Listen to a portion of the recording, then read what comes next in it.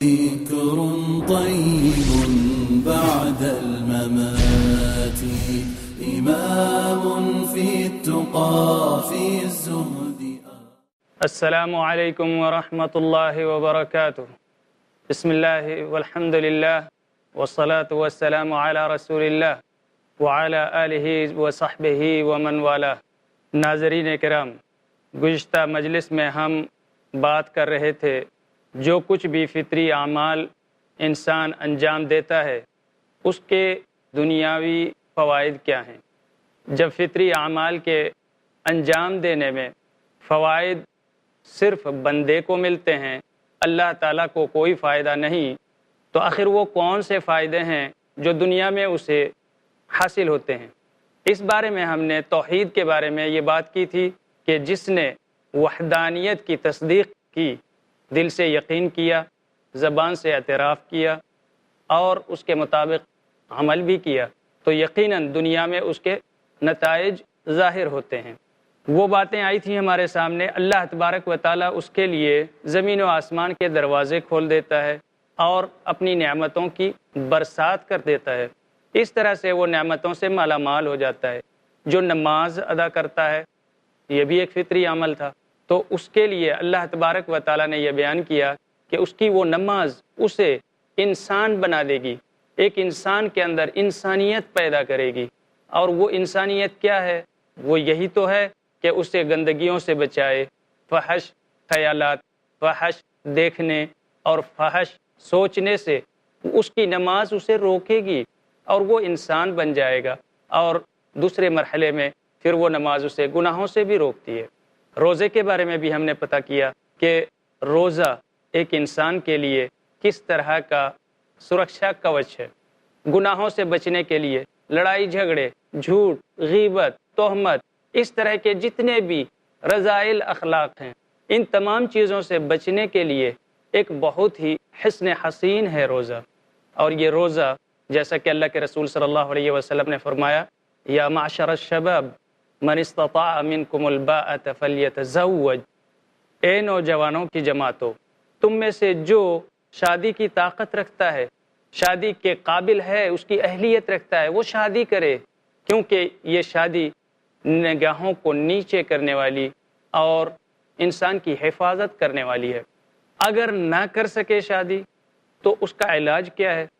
اہلیت نہیں ہے، یا اس کے پاس مال دولت نہیں ہے، یا نان و نفقہ دینے کے لیے اس کے پاس کچھ نہیں ہے، گھر رہنے کے لیے نہیں دے سکتا ہے، پہننے اوڑھنے کی چیزیں نہیں دے سکتا، تو اس کے لیے اللہ کے رسول صلی اللہ علیہ وسلم نے فرمایا کہ فعلیہ بالصوم، روزہ رکھے.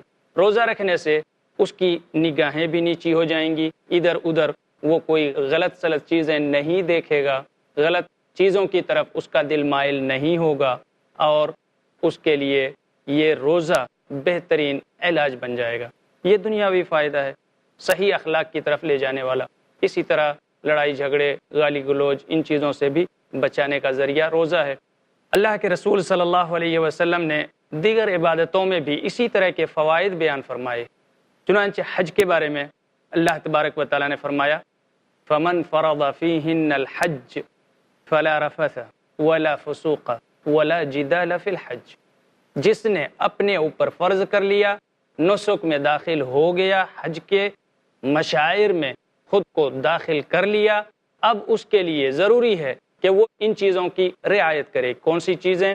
فلا رفث، کوئی گندگی نہیں ہونی چاہیے. یہ فحش ہی کے معنی میں ہے. رفث کہتے ہیں ان گناہوں کو جن کے ساتھ جنس یا سیکس جڑا ہوتا ہے. ایسی سوچ، ایسے اشارے، ایسے حرکات، ایسی باتیں، وہ تمام چیزیں اس میں شامل ہیں. ایسی چیزوں سے اللہ تعالیٰ نے ان کو روک دیا جو حج کے مشاعر میں اور مناسک میں داخل ہوتے ہیں. ناظرین کرام، یہ بات بھی اسی طرح سے ہے جیسے نماز ہے. نماز ان چیزوں سے روکتی ہے، حج بھی انہی چیزوں سے روکتا ہے، اور روزے بھی انہی چیزوں سے روکتا ہے.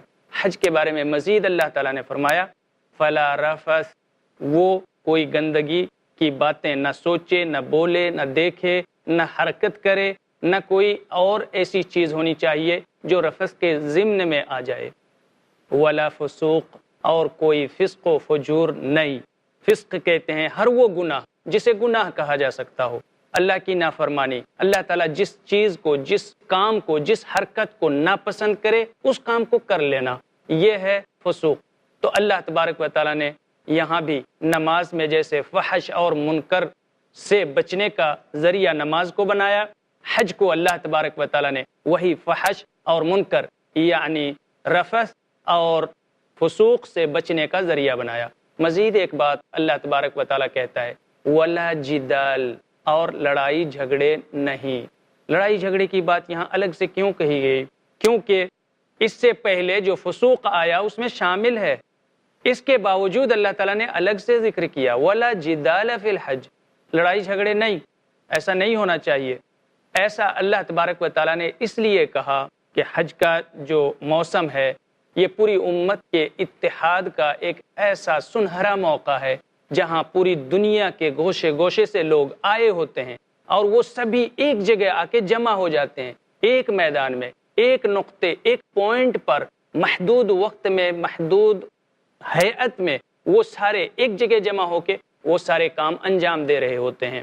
بہت زیادہ بھیڑ بھاڑ ہوتی ہے، رش ہوتا ہے، جب طواف کرنے کا وقت ہے سارے لوگ مطاف میں موجود ہوتے ہیں۔ اسی طرح جب عرفہ جانے کا وقت ہوتا ہے تو وہاں سارے لوگ اکٹھے ایک ساتھ وہاں وقوف کر رہے ہوتے ہیں۔ جب رمی کا وقت آتا ہے وہاں سب ایک ساتھ رمی کر رہے ہوتے ہیں، جبکہ بڑی تعداد میں لوگ ہوتے ہیں، ایک بڑا جمع غفیر ہوتا ہے لوگوں کا۔ ظاہر سی بات ہے ایسی صورت میں ان کی تہذیب الگ ہے، ان کا ثقافہ الگ الگ ہے، ان کی زبانیں الگ الگ ہیں، کوئی ایک دوسرے کے اشارے نہیں سمجھ سکتا، ایک دوسرے کی بولی نہیں سمجھ سکتا۔ ایسی صورت میں ان کے مابین لڑائی جھگڑے کا امکان زیادہ ہو جاتا ہے۔ اس لیے اللہ تبارک و تعالیٰ نے فسوق کے بعد جدال کو الگ سے بیان کیا۔ اس کا مطلب یہ ہے کہ حج میں خاص طور سے اللہ تبارک و تعالیٰ نے اس کو جو تحفظ کا ایک ذریعہ بنایا ہے فحش اور منکر سے، اسی طرح لڑائی جھگڑے سے بھی تحفظ کا ایک ذریعہ بنایا ہے اللہ تعالیٰ نے حج کو۔ حج کی اس افادیت کے علاوہ ہم دیکھ سکتے ہیں اللہ تبارک و تعالیٰ نے اس میں کئی منافع کا ذکر کیا ہے قرآن میں۔ اس میں بہت سارے لوگ اپنے اپنے ملکوں سے آتے ہیں، کئی طرح کے بزنس کا کام بھی ساتھ میں کر لیتے ہیں، اور یہ حرام نہیں ہے، اسلام میں یہ جائز ہے۔ کوئی حج کے لیے جا رہا ہے تو کوئی تجارتی سامان لے کے گیا، واپس آ رہا ہے کوئی تجارتی سامان لے کے آ جائے، یہ حرام نہیں ہے اسلام میں، اور یہ منافع ہیں، دنیاوی منافع انسان کے۔ یہ تو حج کی بات ہے۔ اسلام کے ارکان میں سے 5واں رکن جو آخری ہے زکوٰۃ ہے، اور زکوٰۃ کے بارے میں بھی اللہ تبارک و تعالیٰ نے کیا فرمایا؟ خذ من اموالہم صدقۃ تطہرہم وتزکیہم بہا، زکوٰۃ ادا کیا کریں۔ اے نبی صلی اللہ علیہ وسلم، آپ ان کے مال میں سے کچھ پرسنٹ زکوٰۃ کا وصول کیا کریں، آپ لے لیا کریں۔ وجہ کیا ہے؟ تطہرہم وتزکیہم بہا، ان کی طہارت ہو جائے گی اور ان کا تزکیہ ہو جائے گا، ان کے مال کا بھی تزکیہ ہو جائے گا اور ان کے نفس کا بھی تزکیہ ہو جائے گا۔ ان کے مال کا تزکیہ کیوں؟ اس لیے کہ کئی بار ہم آپسی لین دین میں، تجارت میں، بزنس میں کبھی کبھی جان بوجھ کے کچھ غلطیاں کر جاتے ہیں، کبھی کبھی نادانستگی میں کئی طرح کی غلطیاں ہم سے ہو جاتی ہیں۔ تو اس طرح کی غلطیوں سے ہمارا جو وہ کمایا ہوا مال ہوتا ہے اس میں کچھ آلودگی سی آ جاتی ہے، کچھ ایسی چیزیں شامل ہو گئیں جو شبہے کا شکار ہو جائیں۔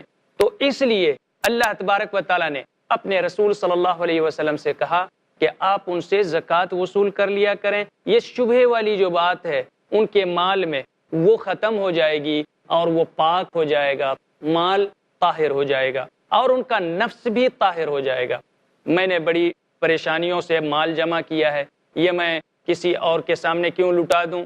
تو ایسا نفس میں جو ایک طرح سے حبس ہوتا ہے یہ نہیں ہونا چاہیے۔ اس کے نفس کے لیے یہ زکوٰۃ طہارت بن جائے گا۔ تزکیہ خاص طور سے نفس کا ہوتا ہے، مال کا بھی تزکیہ ہو جائے گا، مال کا بھی تزکیہ اور نفس کا بھی تزکیہ۔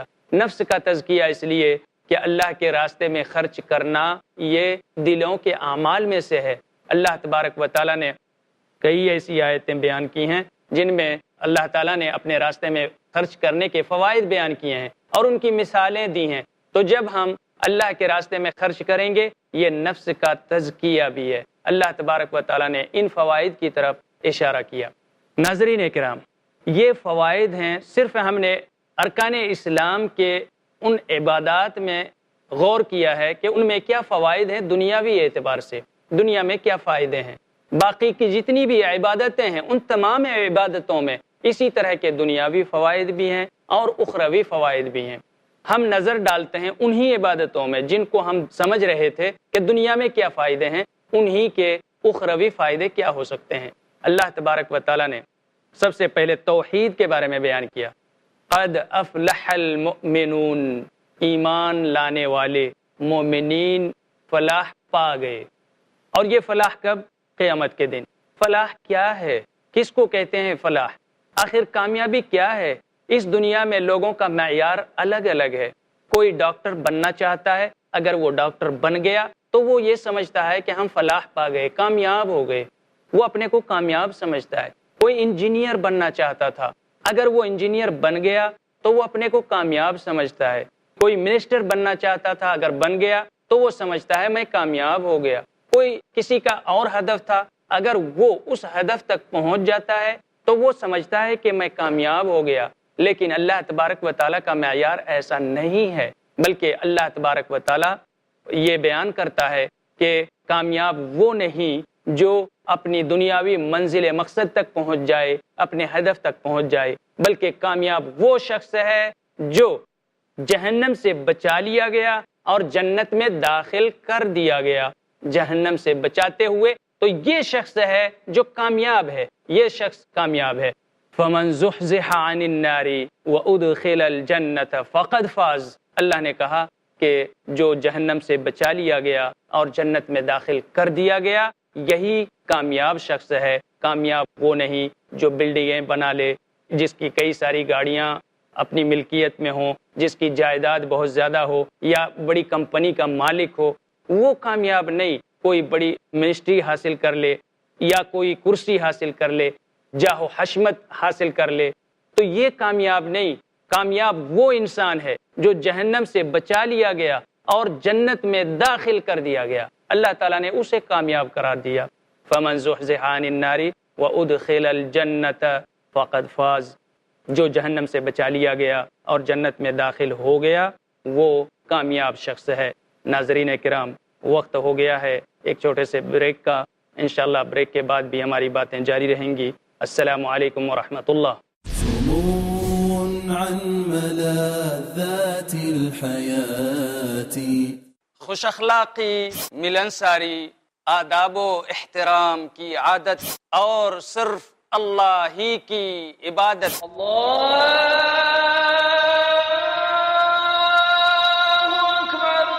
بن جائے ہماری ذہنیت۔ ہمارے پیارے نبی صلی اللہ علیہ وسلم ہمیشہ رہے قائم جن اصولوں پر، حقیقت میں ان اصولوں کی پابندی ہے تعمیر انسانیت۔ تعمیر انسانیت۔ دیکھیے شیخ عبداللہ الکافی المحمدی کے ساتھ قرآن اور حدیث کی روشنی میں انسان کو بیدار کر کے اس کی انسانیت کو تعمیر کرنے کا بہترین پروگرام، ہر جمعرات دوپہر 3 بجے اور رات 9 بجے، صرف i+TV پر، بہتر زندگی کے لیے۔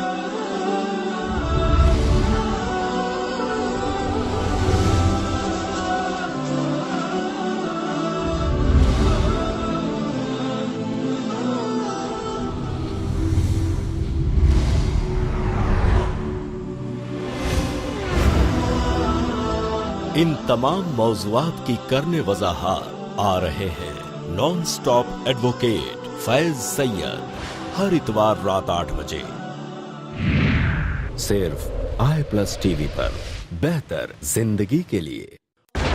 کم علمی دھکیلتی ہے، गुमराही के दलदल में जो लोग सूद खा रहे हैं, खिला रहे हैं اور اس کے کاروبار میں کسی بھی طرح سے شریک ہے، اللہ اور اس کے رسول سے جنگ کر رہے ہیں۔ शक व शुबहात के जंगल में سارے لوگ ایک تھے، پھر کیا ہوا؟ شیطانوں نے اتنی بنیادیں پیش کی کہ ہر ایک آدمی الگ ہوتا چلا گیا، क्योंकि जहालत एक बीमारी है।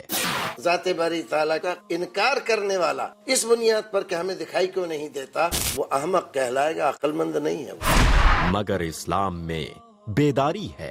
شیطان کبھی بھی کوئی بھی راستہ دکھاتا ہے، ہمیں پہچاننے کے لیے ایک راستہ موجود ہے کتاب و سنت میں۔ पूछो तो सही, शेख रजा उल्लाह अब्दुल करीम मदनी से जिंदगी की तारीकियों से निकल के उजाले की तरफ लाने वाली वाहिद रोशनी हर जुमा रात 8 बजे सिर्फ i+ टीवी पर। बेहतर जिंदगी के लिए। बुराइयां इतनी बढ़ती जा रही है, यार अब इन्हें कौन समझाए। हमारे लिए भी कुछ खास हो ऐसा जो फुर्सत के लम्हात को कामयाबी का जरिया बना दे। बच्चे कौम का मुस्तकबिल हैं, कैसे करें इनकी तरबियत। उम्र के इस भटकते पड़ाव में कौन कराएगा इनको दीन से रूबरू। इन सब जरूरतों को पूरा करने के लिए आ गया i+ TV, Islamic family TV channel. 24 घंटे दीन की बात। अपने DTH और केबल ऑपरेटर से आज ही संपर्क करें। Free to air. عن ملاذات الحياة. السلام علیکم ورحمۃ اللہ وبرکاتہ۔ ناظرین کرام، بریک کے بعد آپ کا استقبال ہے۔ بریک سے پہلے ہم بات کر رہے تھے کہ ارکان اسلام میں سے کچھ اعمال ایسے ہیں جن کے دنیاوی فائدے کیا ہیں اور آخرت میں فائدے کیا ہیں۔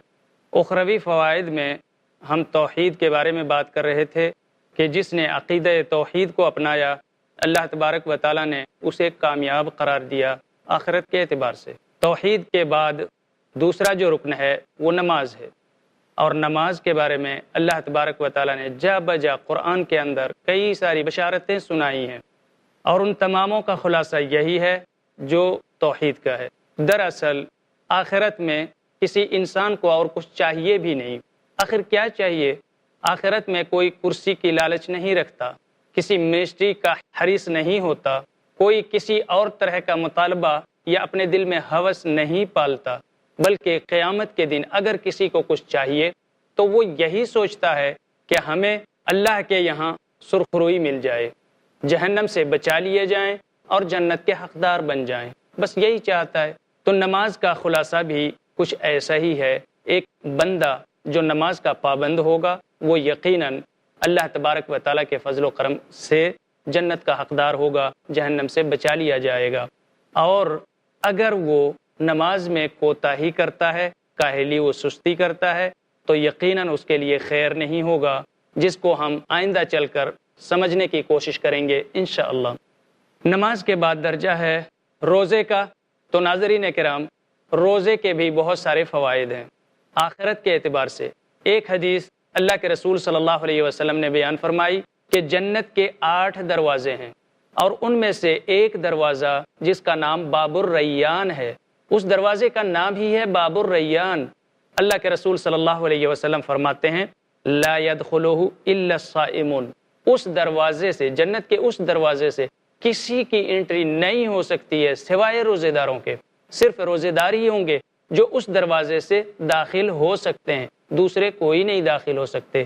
اللہ کے رسول صلی اللہ علیہ وسلم نے فرمایا کہ فَإِذَا دَخَلُوا، جب روزے دار اس سے داخل ہو چکے ہوں گے تو اللہ تبارک و تعالی حکم دے گا وہ دروازہ بند کر دیا جائے گا، روزے داروں کے سوا اور کوئی اس دروازے سے داخل نہیں ہو سکتا، اور اس دروازے کا نام ہے باب الریان۔ ایک مستقل دروازہ ہونا جنت میں، یہ روزے کی فضیلت کو سامنے لاتا ہے۔ یہ ہمارے لیے ایک بہت بڑا اشارہ ہے کہ قیامت کے دن جنت کے اگر 8 دروازے ہوں گے، کسی بھی عبادت کے نام پر کوئی دروازہ نہیں ہوگا، لیکن روزہ وہ عمل ہے جس کے لیے آخرت میں بندے کو یہ اعزاز ملے گا کہ اس کے لیے ایک مستقل دروازہ بنایا گیا اور وہ اس میں داخل ہو سکتا ہے۔ یہ روزے کے اخروی فائدے ہیں۔ اس کے علاوہ تقویٰ تو اس کا اخروی فائدہ ہے ہی ہے، جس کی وجہ سے وہ جہنم سے نجات حاصل کر سکتا ہے اور جنت میں داخلہ حاصل کر سکتا ہے۔ نماز کے اخروی فائدے یہ ہیں، جیسا کہ اللہ کے رسول صلی اللہ علیہ وسلم نے فرمایا، نماز وہ عبادت ہے جس کے بارے میں سب سے پہلے بندے سے سوال کیا جائے گا۔ حساب لیتے وقت اللہ تبارک و تعالی سب سے پہلا سوال جو کرنے والا ہے وہ نماز کے بارے میں۔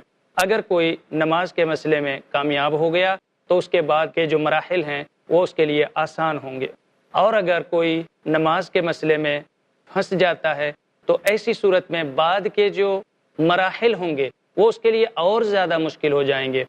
اس کے بعد روزہ یہ ایک ایسا عمل ہے جس کے لیے اللہ تبارک و تعالیٰ نے جنت میں ایک مستقل دروازہ بنایا ہے۔ جنت کے 8 دروازے ہیں، ان دروازوں میں سے ایک دروازے کا نام باب الریان ہے، جس سے روزے داروں کے سوا اور کوئی داخل نہیں ہو سکتا۔ اور یہ روزے کا اور روزے داروں کا اعزاز ہے کہ جنت میں ان کے لیے ایک مستقل دروازہ رکھا گیا، جبکہ کسی اور عبادت کے لیے ایسا نہیں کیا گیا۔ اللہ کے رسول صلی اللہ علیہ وسلم نے فرمایا کہ اس 8ویں دروازے کا نام باب الریان ہے، لا يدخلہ الا الصائمون، روزے داروں کے سوا اور کسی کو اس میں داخلہ نہیں دیا جائے گا، کوئی اس میں داخل نہیں ہو سکتا ہے، اور جب روزے دار داخل ہو جائیں گے تو وہ دروازہ بند کر دیا جائے گا۔ یہ روزے کے اخروی فوائد ہیں، اور روزے کے اخروی فوائد میں تقویٰ بھی ہے۔ اگر تقویٰ کسی کے اندر آ جائے تو یہ تو آخرت ہی کے مسائل میں سے ہے۔ روزے کے علاوہ اللہ تبارک و تعالیٰ نے حج کے بھی بہت سارے فائدے رکھے ہیں، جیسا کہ اللہ تبارک و تعالیٰ نے فرمایا فَمَنْ فَرَضَ فِيهِنَّ الْحَجَّ فَلَا رَفَثَ وَلَا فُسُوقَ وَلَا جِدَالَ فِي الْحَجِّ، اور اس کی تفسیر میں، اس کے مفاہیم میں اللہ کے رسول صلی اللہ علیہ وسلم نے بیان فرمایا من حج فلم يرفث ولم يفسق رجع كيوم ولدته امه، اگر کسی نے حج کیا اور اس طرح حج کیا جس حج میں اس نے رفث نہیں کیا، فسوق نہیں کیا، تو وہ ایسے واپس آتا ہے حج سے جیسے وہ آج ہی ماں کے پیٹ سے پیدا ہوا ہو، گناہوں سے بالکل پاک و صاف، اس کے جسم میں، اس کے نامہ اعمال میں کوئی گناہ نہیں ہوتے، بالکل گناہوں سے پاک و صاف ہو کر واپس آتا ہے۔ گناہوں سے پاک و صاف ہونا یہ حج کا اخروی فائدہ ہے، اور اس طرح پاک ہو جانا کہ اس کے صغائر، کبائر، اور جو اس نے چھپ کے کیا ہو، جو علی اعلان کیا ہو، ظاہر و باطن، جس طرح کے بھی گناہ کیے ہوں، اللہ تبارک و تعالیٰ اس حج کو اس کے لیے کفارہ بنا دیتا ہے۔ اور اسی طرح اللہ کے رسول صلی اللہ علیہ وسلم نے نماز کو بھی اس بندے کے لیے کفارہ بنا دیا ہے، جیسا کہ اللہ کے رسول صلی اللہ علیہ وسلم نے فرمایا ایک نماز دوسرے نماز تک کے لیے کفارہ ہے، اسی طرح روزہ اس بندے کے لیے کفارہ ہے، اور پھر حج بھی اس بندے کے لیے کفارہ ہے۔ اللہ کے رسول صلی اللہ علیہ وسلم نے فرمایا تابعوا بین الحج والعمرہ، حج عمرہ کیا کرتے رہو، ایسا کرنے سے یہ دونوں گناہوں کو ایسے مٹاتے ہیں جیسے بھٹی لوہے کی زنگ کو مٹاتی ہے، تو اس طرح سے گناہوں کو مٹاتے ہیں حج اور عمرہ۔ تو حج عمرے کے اندر یہ فوائد ہیں، نماز روزے کے اندر یہ اخروی فوائد ہیں، اتنے سارے فوائد ہیں دنیا میں بھی اور آخرت میں بھی۔ کوئی بندہ اگر ان فطری اعمال کو انجام دیتا ہے، اپنے اس ڈیوٹی کو انجام دیتا ہے جس کے لیے وہ پیدا کیا گیا، اور اس فطرت کو انجام دیتا ہے جس فطرت پر وہ پیدا کیا گیا، تو یقیناً یہی شخص ہے جو دنیا میں بھی کامیاب ہے اور آخرت میں بھی کامیاب ہے۔ دنیا میں کامیابی تو ہے ہی ہے، اور آخرت کی کامیابی کا ضامن اللہ تبارک و تعالیٰ ہے، جو بارہا کئی بار قرآن کریم کے اندر انہیں نجات پانے والوں میں قرار دیتا ہے۔ ناظرین کرام، جب ہم نے ان عبادات کے، ارکان اسلام کے دنیاوی اور اخروی بعض فوائد کو جان لیا، اب ہمیں یہ دیکھنا ہے کہ کیا واقعتاً وہ فوائد ہمیں حاصل ہو رہے ہیں۔ کئی ایسے لوگ ہیں جو نماز ادا کرتے ہیں، لیکن انہیں ان کی نماز فحش سے نہیں روکتی ہے۔ کئی لوگ ایسے ہیں جو حج کرتے ہیں، لیکن بد اخلاقیوں سے ان کا حج نہیں روک سکتا ہے۔